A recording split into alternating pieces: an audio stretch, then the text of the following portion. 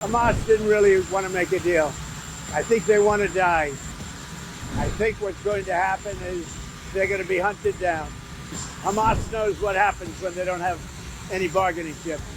Gaza, they pulled out of Gaza. They pulled out in terms of negotiating. It was too bad. Hamas didn't really want to make a deal. I think they want to die, and it's very, very bad. And it got to be to a point where you're going to have to finish the job. They really they asked for things. Don't forget, we got a lot of hostages out. So now we're down to the final hostages, and they know what happens after you get the final hostages.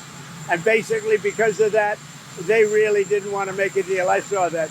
So they pulled out, and they're going to have to fight, and they're going to have to clean it up. You're going to have to get rid of it. But we got a lot of them out, and it's I've always said those last 10 or 20 are going to be the toughest, because Hamas knows what happens when they don't have any bargaining chip. And they really broke a deal. They broke a deal, and you're going to have to do what you have to do right now. It's a terrible thing. And I always do that. I said, when you get down to the last one, they're not going to be able to make a deal. Well, the Gaza situation, and I said this was going to happen, when you get down to your last 10 or 20, we got a lot of hostages out. We took them out in numbers that nobody believed, a lot of them. And I said, when you get down to 10 or 20, I don't think Hamas is going to make a deal, because that means they have no protection. And basically, that's what happened. Hamas didn't want to make a deal. How do you see that photo?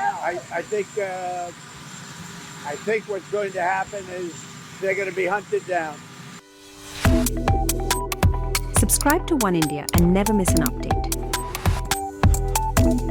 Download the One India app now.